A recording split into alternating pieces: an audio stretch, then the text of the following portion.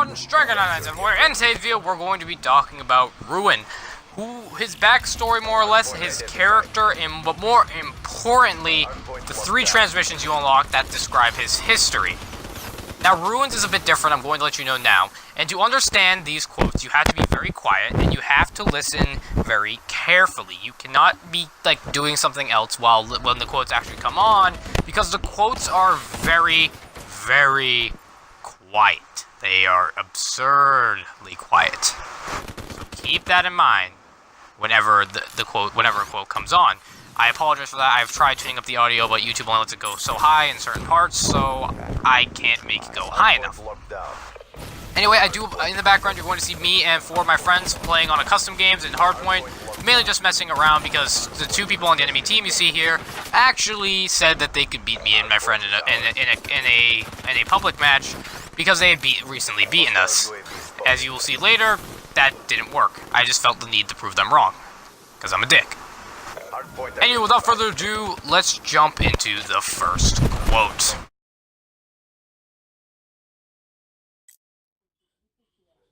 You think that's impressive? It was this one time with me and Baker. Not this again. Come on, Walsh. What, you want to tell it? Nah, the way you do, it gets better every time. Right? Anyway, so it was this one time... He's full of it, though. Keep that in mind. It was bad. No idea who authorized the attack, but it was another Charlie Foxtrot. Intel had told us the area was clear, and our target was 2 clicks ahead, so we moved out. Counted a couple of patrols on the way, no big, we had that covered. Then we got the call over the comms. Dead systems were down. Right. We looked at each other, realized we had 30 seconds before incoming AP turned us into mist, so we hustled quick. Anti-personnel was the least of our problems. Enemies started raining major reinforcements in behind us. So this basically comes as your stock standard quote. Out of the 3 quotes, you're going to have normally 3 transmissions, I apologize. You have 1 amazing transmission, 1 good transmission, and 1 stock standard one that kind of just either normally introduces or is just kind of there to continue whatever's being said. So in this case, we're having a story by Ruin. However, it's not a story in the results of his childhood or anything like that. It's a story that sounds like it's being held at a bar. If you listen closely, you can hear voices in the background. You can hear dishes. I swear that wasn't my room. That is legit in the quote, which just blows my mind because it adds this something towards the Black Ops 3 story, not so much actual Ruins. It adds this sort of feeling of, I guess you could say, immersion. It adds some immersion to it. And it also adds a lot of depth to the story and adds more to the scene of what's going on, and I like that. And that is important for Black Ops 3 when we talk about something later on. Black Ops 3's multiplayer story when we talk about something later on.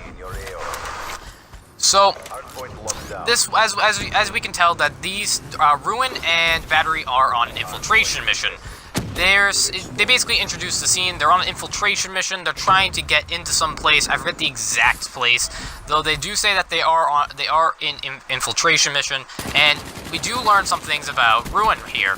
We learn that he's told the story many times. So this isn't his first time in this area telling the story. And we also learn that from Battery that he likes to modify the story. That's why when he says, "How about you tell it?" she says, "No, you tell it. You make it better every time."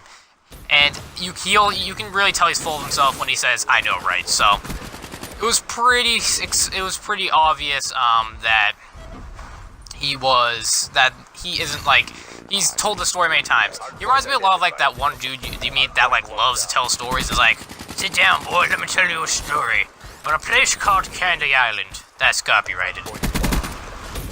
Now that we've discussed the first quote basically to the fullest extent without really talking about the second quote, let's hop into the second quote, actually transmission. I apologize for calling it quote. Second transmission, so we can actually see the mood of the story change.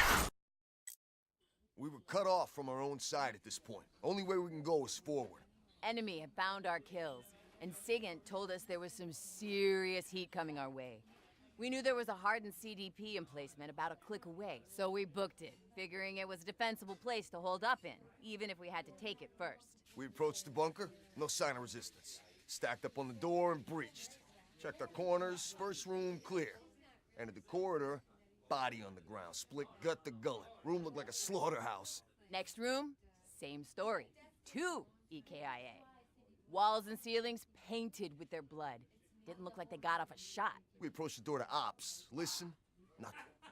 Gave Baker the signal to kick it in, and we burst into the room. 5 bodies, 4 fillets, 1 very much alive. Spectre, this covert ops creep, wasn't happy to see us either. Didn't need to be able to see an expression to know we could get taken out in a heartbeat.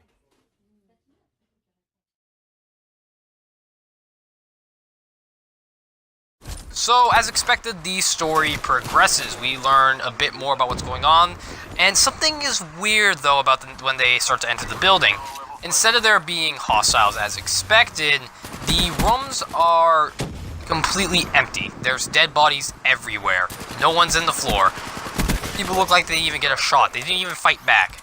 And this happens in the next room they go into. They kept checking corners, obviously, because that's what you do in the military. And finally, they came across Spectre, the cause of all this. He was in a room filled with 3 dead bodies, and the entire place looked like a slaughterhouse. And they have some very different opinions of Spectre, and by that I mean they don't like him. She goes so far as to call him a creep. Spectre is a creep, according to her. And this is very interesting, because this shows their relationship with Spectre, and it's quite, I guess you could say, different to hear the characters talk to themselves like this, because you hear them in-game, but this is a very interesting experience. Now, after, they don't say much more in this quote, but the main thing I want you guys to focus on here was some of the background noises as well. If you paid attention, you actually heard at one point that somebody laughed. So they're in a bar, I believe. They're in someplace, somewhere. And this place clearly, for whatever reason, there's a lot of people there and there's a lot of stuff going on, because you hear twice, not once, but twice, you hear background noises, which I think is very good. But also, it adds a lot to the feel of it, because you hear background noises in all of them, but this is the one that adds quite a bit of background feel to it. But this is very interesting because it shows that they're somewhere. Where areas a lot of characters are just kind of alone, these shows that they're somewhere.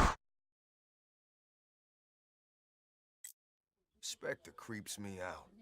Just sitting there, surrounded by corpses, checking intel and cleaning those blades. That's what we were doing here. Calm as anything. Calm lasted about 3 seconds when we said we had company coming in behind us. Said if we'd blown the mission, we'd be kissing our internal organs goodbye. Yeah, exact turn of phrase. Think you got called sugar at one point. Yeah? Anyway, internal screens are showing that we're surrounded. 30 men at least with GI unit support. We move fast. Rig frags and tripwires in the first room and corridor. We set up for a siege. We just finished digging in when wham! First tripwire goes. A couple of seconds later, we hear a couple of GIs go terminal to the second IED. Which is when I started pulling the trigger on my war machine and didn't let up until it ran dry. This quote is interesting because it literally starts with Spectre creeps me out. I think this is my favorite out of the bunch because of the way that they refer to how Spectre talked to them. Kind of just the, okay, you guys do this or I will fuck you up. That's basically what he said, and that's what he was gonna do. There was no winning that. He was going to literally fuck them up if they didn't listen. So they didn't really have a choice in completing the mission or not if they weren't going to complete it, though they were, because they're 2 highly skilled soldiers here. However, I do find it interesting how they really dislike Spectre. They said, he said, I don't like Spectre, he creeps me out, surrounded by dead bodies, looking through data, and this is kind of more of a Spectre, an introduction to Spectre than anything else, because it introduces us to kind of how Spectre acts, and how Ruin thinks of him. Ruin's all about being loud, he's about being, like, up in your face. He's really huge and loud and everywhere, kind of like he's very proud of what he does. Where areas he finds Spectre weird just because he's so quiet. He's so he's about getting things done like Ruin, but he just presents himself in such a different way from Ruin. I think that's what creeps him out a lot, and what really makes like Ruin not like at all. He doesn't like at all Spectre.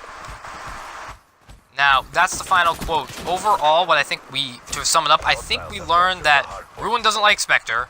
They were in a mission together at one point or another. That was an infiltration mission, and Ruin's loud and crazy, whereas Spectre is quiet and ruthless. That's all for today's video. If you did enjoy, please like and subscribe for more. I apologize for if the way I sounded in this video or the way I talked. I haven't done a YouTube video in a while, so I'm a bit out of it. Don't worry though, I hope to get back into. I hope to get a bit more comfortable. I was a bit uncomfortable with this video if you couldn't tell. In the background, you just kind of see some little funny taunts I have collected over time from supply dupes. So that's all. Without further ado, goodbye.